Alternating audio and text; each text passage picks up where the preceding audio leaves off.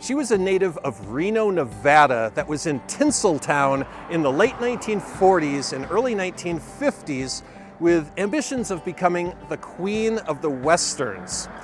It kind of worked out for her, and it kind of didn't. And on this episode, we're going to take a look at the life of our starlet, Reno Brown, and how her story relates to this motel, today known as Tombstone Territory, here on West 4th Street near downtown Reno. So stay with us here on The Reno You Know.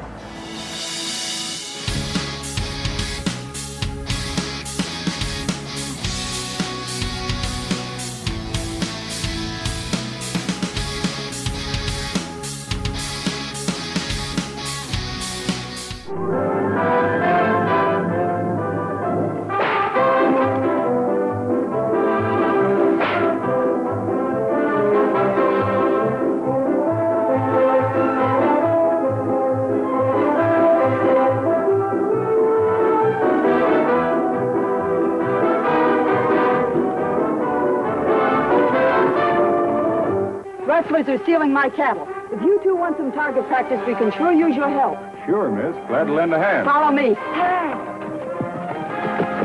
Get on your horses quick. Rustlers are raiding the South Range. If you remember our Ghost Motels episode, then you might recall that I kind of breezed past this property because I wasn't able to find out much about it. But since then, I've discovered who the previous owners were, and that sent me down a rabbit hole into the life, the story of Josephine Ruth Clark, known in Hollywood as both Reno Blair and Reno Brown. You'll enjoy this story, and at the end of this video, we're gonna go visit her final resting place. This Spanish-style home behind me at 25 Bret Harte here in the Newlands district of Reno is the former home of John Robb and Moss Clark and their daughter, who would later become Reno Brown. And I reached out to the owner of this home to ask if we could film some exteriors and such, maybe look at the pool, and she said essentially, dude, there's no roof on the place. We're doing some serious rehabilitation work. So we're just gonna work around that. Josephine Ruth Clark was born on April 20th, 1924, more than 100 years ago. And while she did have a half-sister, she was the only child of John Robb and Moss Clark. And John Robb Clark was a successful and wealthy divorce attorney here in Reno for many years. He started practicing law in 1913 in Pennsylvania and later served in France during World War I. And then when he came back to the States, he relocated to Nevada and was admitted to the state bar here in 1921. As a child, Josephine had several interests, including piano, ballet, and horseback riding, which was her favorite activity, and she won many trophies for her horsewomanship.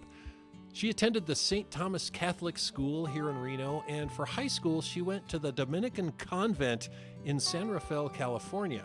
She was married 2 times. The first was to Private Donald Kitzelman in October of 1944. They were first married in Las Vegas, and shortly after had a ceremony for family and friends in front of the fireplace in the family home. Right after that, Donald had to report back to the Army, and Josephine had to go back to Hollywood. This separation certainly contributed to the fact that this union only lasted about a year. In 1945, she became the very first rodeo queen of the Reno Rodeo following the end of World War II, and she rode her horse through downtown Reno for the rodeo parade. After a year at the University of Nevada, she decided that she'd like to become a dramatic actress. So on speculation, she went to Southern California and attended the Actors Laboratory for 2 years, and then spent a year at the Pasadena Playhouse. She had a lot to offer. In addition to her solid work with horses, she also had a private pilot's license. She was a member of the Civil Air Patrol, and she practiced the arts of the bullwhip and knife throwing. Old B-Western movies. This is a fondly remembered genre of film that hit its peak in the 1940s. These were formula movies that audiences ate up, especially boys, with the exception of my mom, who as a girl had a huge crush on Roy Rogers. These flicks always involved lots of action, a courageous cowboy star, and good always triumphed over evil. The movies were known as odors, and they also featured a smart horse to accompany the star, as well as a sidekick for comic relief. The plots were fairly simple and provided a lot of ritualized violence, and there wasn't much character development or flashy dialogue, but audiences loved them. Our gal from Reno hired a Hollywood agent when she was down there, and that agent later found a producer that was looking for a gal that could ride a horse in B westerns opposite Johnny Mack Brown, who was then a cowboy star for Monogram Pictures. The lady that was previously hired for this role got on a horse on one side and promptly fell off the other side. So Josephine Ruth Clark auditioned and got the job. And this was her biggest asset, possibly. She loved westerns, but she could also ride a horse. What do you want here? A little talk with Johnny and Joe, and you're going to call them for me. All right, sing up. What makes you think I'd do that? You better.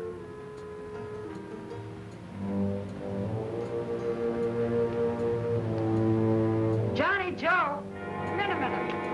Larry's here. Her first movie was Under Arizona Skies in 1946 opposite Johnny Mack Brown. By this time, she was using the name Reno Brown in a nod to her native town. But when appearing with Johnny Mack Brown, in order to eliminate confusion or to make sure people didn't think she was his daughter or otherwise related, the studio had her change her name to Reno Blair. Oddly enough, Johnny Mack Brown's horse was named Reno, so they also had him change his horse's name to Rebel.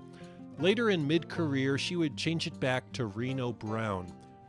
Her movie career lasted from 1946 to 1950, in which she appeared in 13 low-budget westerns, 6 starring Johnny Mack Brown, 6 with Whip Wilson, and 1 with Jimmy Wakely.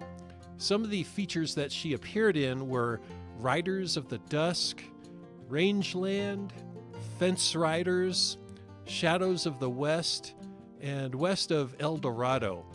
These were quickly filmed affairs that were sometimes referred to as 8-day wonders because they could be made in about 8 days on a budget hovering around $50,000.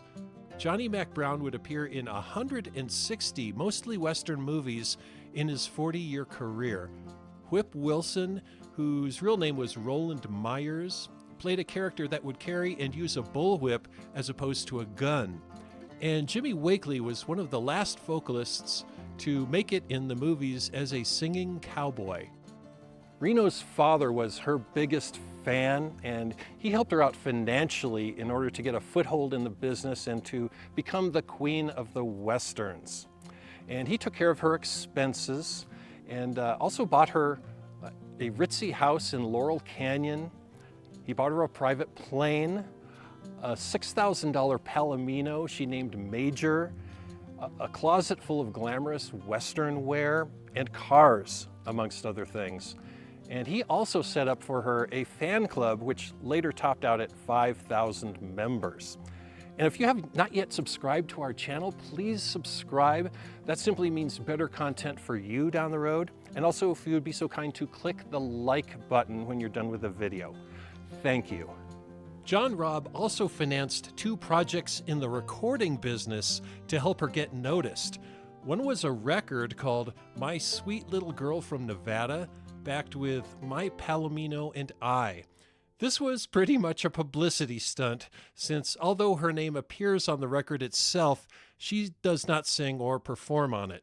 Interestingly, though, the gentleman that did sing on it was Bill Haley.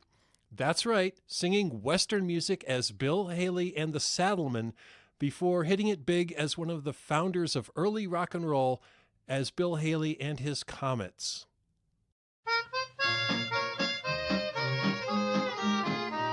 Now you don't need your old lasso, I'll be your saddlebow, my sweet little gal from Nevada. And you won't have to rub my heart, I'm yours before you start, my sweet little gal from Nevada. There's a million western stars high up above, but but you're the only star I'm always thinking of. So remember, my Western queen, you are my only dream, my sweet little gal from Nevada. She also recorded a 13-part radio show entitled Reno Rides the Range, and these would be sent in advance to radio in markets that she would be appearing at in the future. In the show, she would help bring bad guys into justice, and there would be gunplay, but no hand-to-hand combat. She didn't think it would be good optics for some cattle rustler to sock a lady, in her words. Reno. Jack, is it you, Jack? Reno, why did you follow me? I'm so glad you're safe, dear. Did they hurt you? No, not till now, but... Well, it hurts seeing you here like this. I was careless. I found the camp but forgot there were sentries behind me. You, Squaw Marshal! It's the chief, Reno. Captain Jack, be careful. You, Squaw Marshal! What, ride on wings of golden horse? Huh? I'm Reno Brown, a United States Marshal. Ha! White man coward. Then, Squaw, make war. There is no war against your people, if they behave, Captain Jack. But there will be, unless this man and I are released at once. Me take golden horse. Me like 'em. Him devil horse. No man can ride Major, unless I tell him it's all right. Then you tell. Me want. You tell. No. Me want golden horse. She also had a few endorsement deals, one of which was for Golden Glint, a rinse that claimed to give a gal's hair a little extra tint without changing the hair color, available in 12 different shades. One of the promotions that was used to sell these B westerns and their stars were Western comic books, and most every significant Western star had their own comic book series. And this would include Roy Rogers and Johnny Mack Brown and Whip Wilson, Sunset Carson, Lash LaRue, Tex Ritter, and several others. And one great fact about our Reno Brown is she had a comic book. And in fact, she and Dale Evans, they were the only female Western actors to have a comic book. And she had 3 to be exact, and they were issued by Marvel Comics and sold for 10 cents in 1950. Hollywood's greatest cowgal. All right, I've come down to the Nevada Historical Society this morning because the staff here have been too cool and have set aside some special time for us to check out some Reno Brown artifacts that they have in their collection. And I'm just so excited to see this. So let's go in and take a look.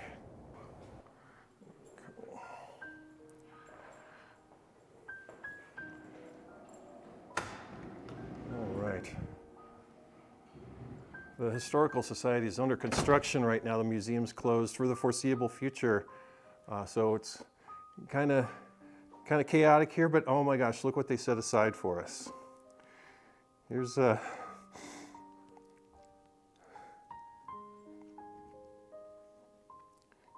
little pistol collection. And they told me that this was donated by a gentleman named Bill Boyd, who was the silversmith that did all the work on here. Her name's on there. Oh my gosh. And the Circle RB logo that was used on the restaurant.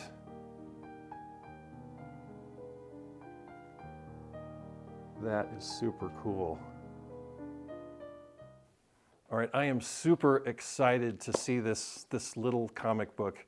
I myself have never really been a comic book guy, even when I was a kid. Not so much, but there are people that are really into comic books. And just for fun, before I came down here, I went to Google and I asked, what was the most expensive comic book ever sold? And if you can believe what you read online, just last month, Action Comics #1 from 1938, The Introduction of Superman, sold for $15 million. Now, the comic book that we're going to see here is probably not worth anywhere near that, but the historical significance, I think, is really fun and important.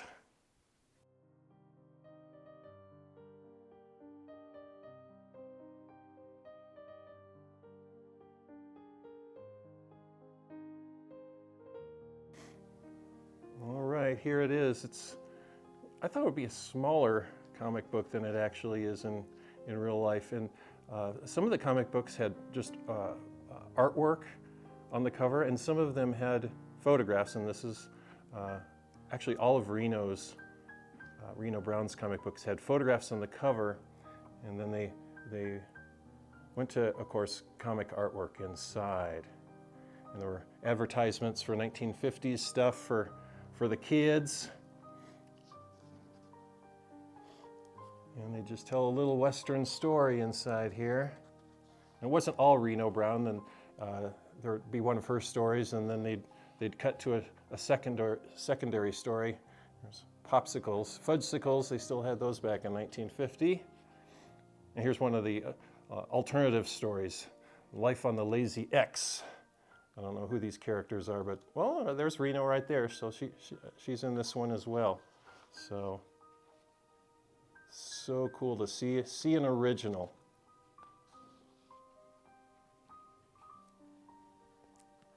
Reno spent the last few years of her film career trying to convince the studios that they were missing out on the potential of a leading lady starring in Western films. Like every other female in these movies, she had always played second fiddle to the male cowboy stars, even coming in third place in importance behind the star's sidekick and his horse.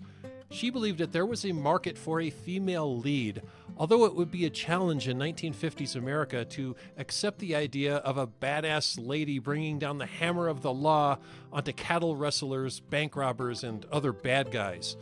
Her angle was aimed at the little girls in the audience. While many movie characters and their related merchandise and endorsements appealed to boys, there wasn't much for the girls.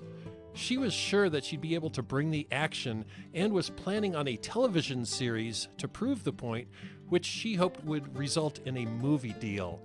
Unfortunately, that idea didn't hold water with the studio executives, and to make matters worse, in the early 1950s, the entire genre of B-grade cowboy westerns was going the way of the dodo. So after her short 4-year contract with Monogram Pictures expired, at the age of 26, her movie career came to a close. So what's a girl to do after that experience?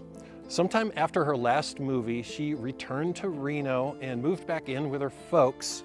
And she kept busy with appearances because she still had a claim to fame as a Hollywood actress, although she wasn't involved in the industry any longer. And she made appearances like riding on a parade in a float or being the queen of a rodeo and other appearances like this. And she also did a lot of traveling, and apparently in 1948 she met King George VI at Buckingham Palace. And here's where things get interesting in relation to this old motel. Reno Brown's wealthy father, John Robb Clark, had investments in several businesses, and he and Moss were the owners of this motel, which today is named Tombstone Territory on West 4th Street, just west of downtown Reno. And here's an interesting side note regarding Tombstone Territory. I, as well as others, had thought it might have been named because of its proximity to Mountain View Cemetery, which is pretty much right next door. But not so. In researching this video, I uncovered a letter to the editor to the local newspaper written in 1971 by the then owner of the Tombstone Territory named Dick Venner. And he went on to say that his nickname was Tombstone because he was a tombstone cutter for 21 years. So when the time came for him to name his newly acquired motel, he named it after himself, and it would have been named Tombstone Territory regardless of the part of town that it was located in. But what was the name of this motel before that? The name was the L. Ruth Court, named for the Clark's daughter, Josephine Ruth Clark, who later became Reno Brown. After returning to Reno, she went to work at the motel as the managing director, leveraging her name and likeness as an attraction for her parents' motel to passersby on Highway 40, as West 4th Street was named back then. And here is an L. Ruth Court original brochure with Reno's likeness on the front and a little map.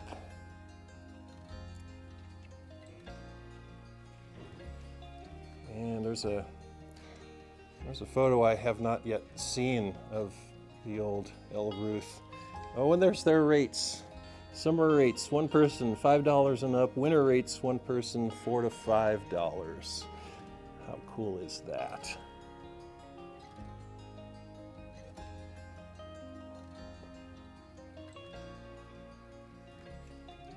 Oh, and on the back it looks like that was mailable. So I guess if you made a request for advance accommodations, they would mail that out to you. Right next door to the Tombstone Territory Motel is this Mexican restaurant known to locals for decades here as Mi Casa 2. However, back in the 1950s, this property was also owned by the Clarks.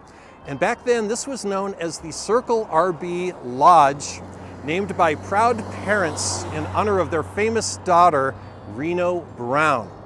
It opened in 1951, and it was known for its prime rib, and it was leased and operated by a Walter Parman, who was one of the area's premier gamblers and casino managers. He managed properties here in Reno and Lake Tahoe and Las Vegas, and also Cliff Kell, who was a noted food and beverage expert here in Reno. In later years, the Circle RB would be leased out to become the Chinese Pagoda, and then the Chef's Hat, and then years later it became Mi Casa 2. This property has been added onto and altered over the years, and there was a nasty fire here in 1959. If you look closely at the sign out front today, I'd say that based on the similar shape, this is the same sign used by all of these businesses since 1951, and it was just changed over the years. It looks like the Chinese Pagoda left the original fine food and cocktails verbiage, and Mi Casa has kept the lower cocktails portion, so that is probably part of the original sign for the Circle RB. At some point, Reno Brown met up with her future second husband, and they were married in Placer County, California in 1962. And her second husband was Lash LaRue, another cowboy film actor who got his name because he cracked a mean bullwhip in his movies. Alfred LaRue developed into Lash LaRue, and he dressed in all black and used a bullwhip to disarm his foes. And he also spoke with a city tough guy accent. He resembled Humphrey Bogart and was actually passed over by Warner Brothers because at the time, Humphrey Bogart was one of their contract actors. All right, Rico, it's all over. And this time I think your sentence will be a little longer than 6 months. I'm taking you to Tucson to stand trial. Together in Reno, Lash LaRue joined Reno Brown in the family motel business, and they changed the name of the LaRue Court to LaRue's Lodge, operating it under that name into 1964 or 1965. During the few years that he lived in Reno in the early 1960s, he was active in the Toastmasters locally and made guest appearances around town for various functions, this one being entertainment for patients at what was then Washoe Medical Center in 1960. Lash LaRue was a colorful character that disappeared from Reno, Nevada and Reno Brown's life sometime in 1965. In the following years, he had a few run-ins with the law and found religion. He was married a reported 10 times. Later in life, he got his act back together and made appearances at Western conventions to sign autographs. He even appeared on Late Night with David Letterman in 1984. Ladies and gentlemen, please welcome the king of the bullwhip himself, Mr. Lash LaRue. Lash. Lash, how are you? Nice to see you. It's real nice to meet you. Come on over here. Let me ask you about some of the films we saw there. How many of those movies did you make? I made about 75 pictures altogether. Of course, I can't remember all the titles. Mm-hmm. But the westerns that I made where we used the whip was the idea bring them to justice rather than kill them. Also, inexplicably, in 1963, both Reno Brown and Lash LaRue appeared together in a strange exploitation film called Please Don't Touch Me, which was long after their careers as B-Western stars had faded. There are clips of the movie somewhere on YouTube. If you have an interest in out-of-the-ordinary movies from the early 1960s, or movies that are just so bad they're good, you could watch this. In later years, Reno Brown would show up at Western nostalgia conventions and sign autographs and do meet and greets. And at one of these, she actually appeared with her ex-husband, Lash LaRue. In 1984, she had an audience with Pope John Paul II and even appeared on The Tonight Show with Johnny Carson, although I've been unable to unearth footage of that. And then in 1982, she sat down for an interview on camera with Sunset Carson, who was another B-Western actor, and he was filming a television series just prior to his death. Howdy, partners. I'm Sunset Carson, and I have a beautiful cowgirl here that I'd like to introduce you to in just a couple moments. She used to work over at Monogram Studios. She's worked with Johnny Mack Brown, Jimmy Wakely, Tex Ritter, all the boys that rode that range over there, just a little ways from Republic. Miss Reno Brown. Hi, beautiful. How you doing? Beautiful. Thank you very much. Nice introduction. Well, thank you, Reno. It's been a long time meeting you. I think so. In fact, all of my life. We've just missed each other here and there and here, you know. Yes, that's right. By the way, it wasn't Tex Ritter, it was Whip Wilson. Whip Wilson. Yes, because That's Tex right. might get mad. We have a cowboy around here someplace here today that has Whip Wilson's hat. Yes, I saw that, and somebody had a script of his. Oh, And somebody had gun bill. And had his gun bill. Yes. Well, I'll be darned. And you know what? You were lucky you didn't work with me. Every one of my leading men are dead. Uh-oh. Every one of the comics are dead. Now, Reno. I don't know whether this is a good idea or not. Oh, Reno goodness. Brown's father purchased this home in 1930, and it's notable for its Spanish architecture and its in-ground pool.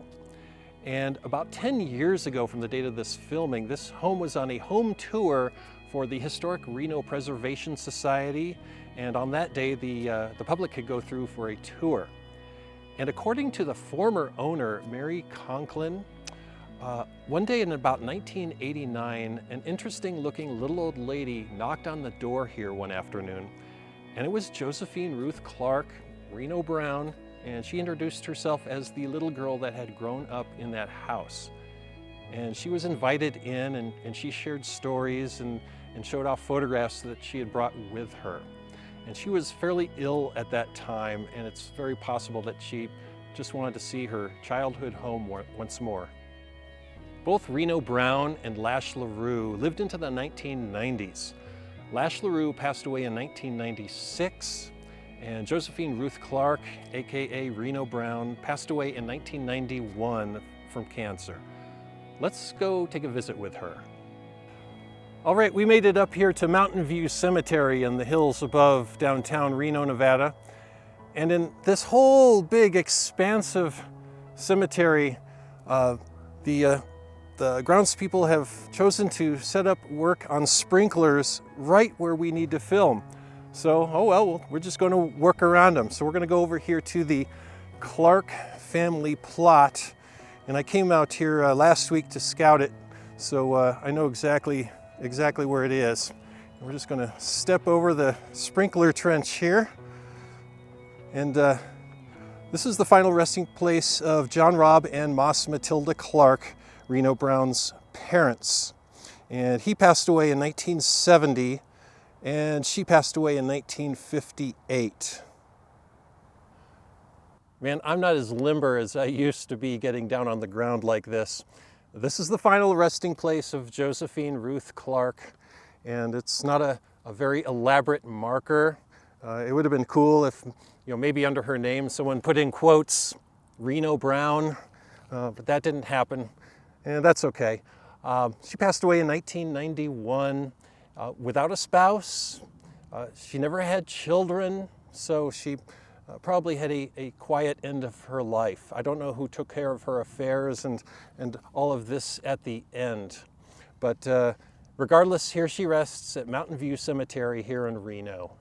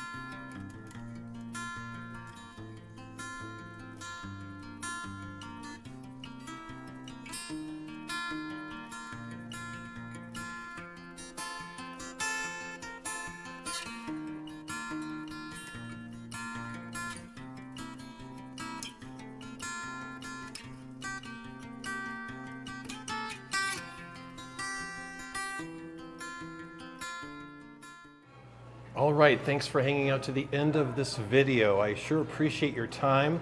I had a really good time making this video. I wasn't aware that we had another star beyond Dawn Wells, who was Mary Ann on Gilligan's Island. She was from Reno as well. We're finishing up this episode at the former Circle RB Lodge, which is today Mi Casa 2, a Mexican restaurant which I've had dinner at many a time, and if you're a local, I'm sure you have as well. Mi Casa 2 opened in 1975, 51 years from the date of this filming. That's a long time. So this is a great place to come down and get a Negro Modelo like I've got here, or your favorite margarita. The sign out front says they have 150 tequilas. So there you go. If you haven't yet subscribed to the channel, please subscribe, and also click the like button on the video if you'd be so kind. And that's all I've got for you today. I'm off to work on my next video. So, as Harold S. Smith Sr. of Harold's Club always said, I'm with you. Cheers.